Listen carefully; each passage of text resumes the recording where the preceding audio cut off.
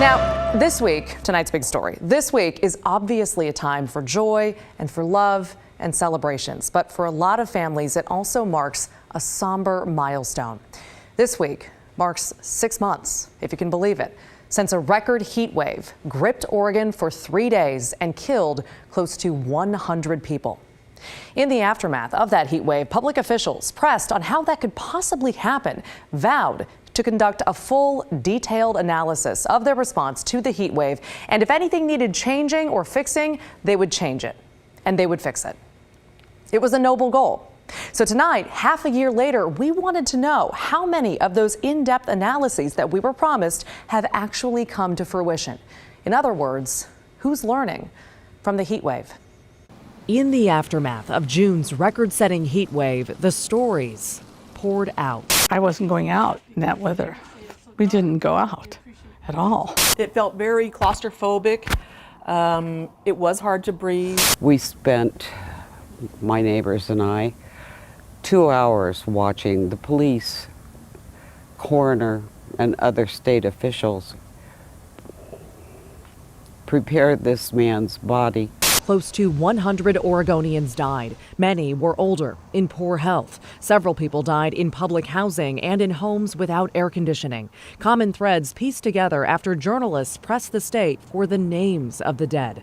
Horrified, public officials made a promise. Well, I think we're looking now, doing an after-hours report to study what we have done. There was a lot to study. Should officials have sent emergency alerts about the heat wave, sounding alarms on cell phones? Were there enough transportation options to get the poor and disabled to cooling centers? And how, of all things, did no one think to keep 211 open as the heat stretched into the weekend? Officials had urged the public to call that very hotline for info on cooling resources, not realizing it only operated Monday through Friday. Stranded callers later told KGW. There was no way to get a human on the line, or no way I could find, and there was no information about the heat wave at all. Officials immediately worked with 211. That service now operates 24/7. As for the rest, they said analyses would follow. Fast forward 6 months. With the heat-fueled mass casualty event behind us, KGW started asking who's doing that work. I'm Thomas Stenson. Last week, we got a tip.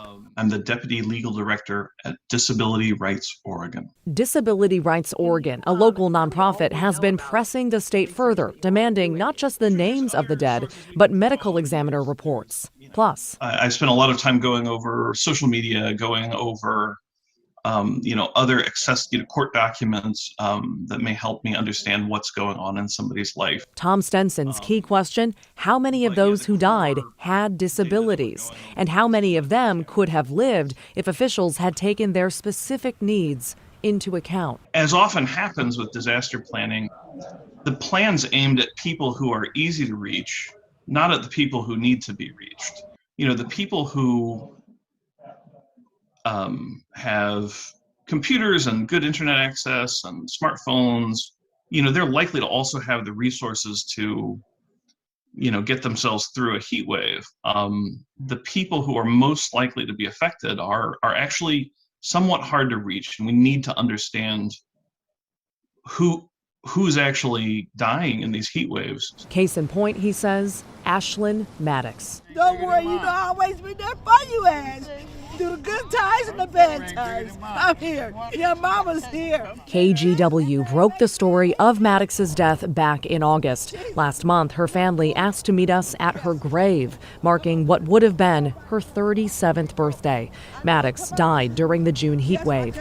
Neighbors found her on a hot sidewalk outside her adult foster care home in Southeast Portland. A medical transport driver had dropped Maddox off, but drove away before she went inside. Surveillance video later showed Maddox wandering her neighborhood in the dangerous heat before neighbors found her collapsed. The medical transport company Ride to Care maintains that driver followed protocol. It's like an accident. that didn't necessarily have to happen. Yeah. The family says Maddox, who had suffered multiple strokes, needed extra help that day. It was a tragedy. It never should have occurred. It's because of stories like hers that Stenson is bent on compiling the data and proving government officials need to tailor emergency plans to those who need the most help. He believes no one else is looking at the deadly heat wave through the same lens. Not only is there not somebody doing that work, I had to fight pretty hard to get these records. The official position of all of the agencies involved was that there weren't people with this. I had to go and prove that there were people with disabilities involved. Not only were they not going to look at it, but it was my job to go and show that people with disabilities were dying in order to get the records in the first place. So Stenson told us he does not have findings to release just yet. He says the state is turning over those medical examiner reports slowly. He had just gotten a few more last week when we spoke. And that last point that he made kind of really struck us. We wondered, is no one else indeed looking at the heat wave in the same context, or at least with this much detail? So last week, our team reached out to the city of Portland, including the mayor and every sitting city commissioner, along with Portland's Bureau of Emergency Communications. We also reached out to Multnomah County, Metro, and the Oregon Health Authority. Now, both the city and the county got back to us by deadline, and they sent detailed responses, first pointing out all the things their agencies did do to keep people safe, like sending out alerts through social media and through us, the media. They also opened 24/7 cooling centers, and they sent volunteers to check on the homeless. They did a lot. But both agencies also said, yes, they are indeed analyzing what else they could have done. Multnomah County, home to the majority of the deaths, is working on finalizing its full report now, but they released a preliminary study in August. It's 25 pages long. We'll be posting that on our website. But to sum up, both agencies say they have already made changes in the interim. Among them, the city is now sending out emergency alerts tied to heat waves and sending them earlier and with more methods like robocalls and text alerts. They're using stronger language like heat kills and check on others. The city also passed a sweeping new plan to get AC units into low-income residents' homes, 15,000 homes over the next 5 years, to be specific. Now, the county again helped 211 go 24/7, and officials say they're working on a new deal to formalize that partnership. They're also adding a full-time position, a staff member dedicated to the effects of climate change on community members. And about that last item, a spokesperson wrote via email, this matters because heat waves and other climate emergencies won't be slow moving.